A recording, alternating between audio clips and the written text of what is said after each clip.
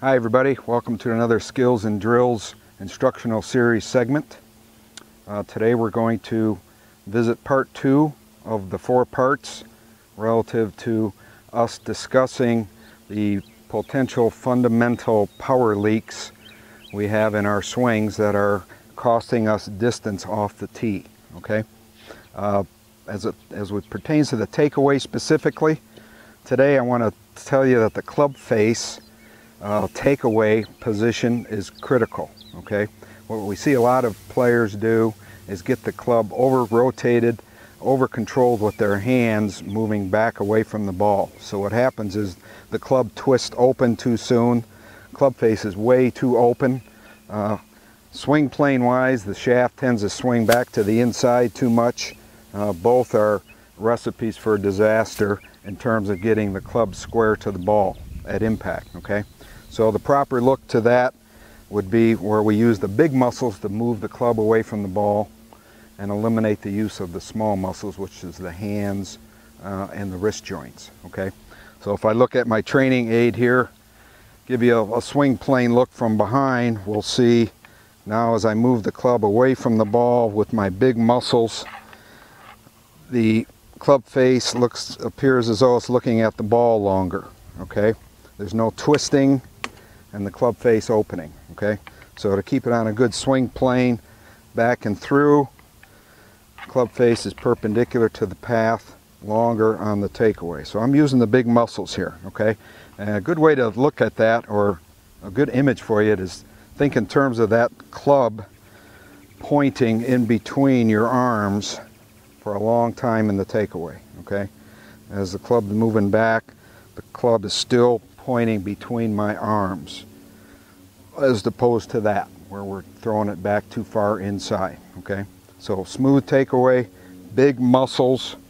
Another thing I think it's going to be a little exercise to help you there. One thing to get you aware of what movement that is and how you're feeling it happen has to do with the speed in which we're taking it back. So we're going to have to slow this down a little bit to feel that we're really got that club face in a good position.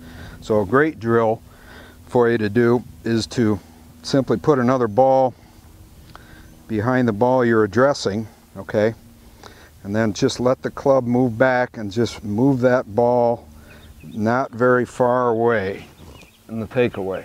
Okay, that ball should have very little roll time to it. Okay, so if we go the other way and overdo it, of course, the speed of that ball is going to go back there about 15 feet there. So this is a good little practice exercise for you to feel. You can actually hit a ball after you do that, but just feel that club moving back slow enough that the ball barely moves. Okay, if it's going slow, you got a chance to monitor what that club face, where that club face is looking and where you feel the arms and the club face relationship. Okay, so slow back, shaft between our arms to give us a sense that that club face is not going to twist open and that we have a chance for that club shaft to stay on plane at the same time. Okay, the result of that when we get to the end of the backswing and the top of the swing has to do now with getting the wrist joints properly positioned. Now when the club gets twisted and that left wrist has too much of a breakdown to it, what we're going to find at the top of the swing is that left wrist has a bow or cup to it, or excuse me, a cup or a concave position to it. So that means the club face is open. If the toe is pointing down, that's actually an open club face, which resulted on the way back the club face open. So the left wrist was cupped. Okay, so if the left wrist is cupped, that means the right wrist is going to be flat. Okay, so that's the opposite of what we want for good solid contact. We actually want the left wrist to have a flat plane to it and the right wrist to be bent. Okay, so with that takeaway we just talked about, you'll see my wrist motion is staying very quiet. Club face is looking at the ball longer, and when I get to the top of the swing, I have a flat left wrist and a cupped right wrist. Okay, So there's your power. Flat left wrist, cupped right wrist means a square club face at impact. When it opens and cups, we've got the flat wrist with the right wrist, cupped wrist with the left, open club face, power leak. We got a lot of chances for the club to be off plane at the top too. Okay? Use my takeaway drill to smooth that out and feel that club face stay square longer. Get the wrist joints out of play. Use the big muscles on the takeaway. Okay?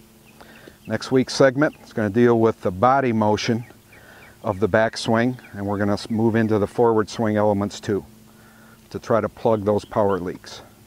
Until then,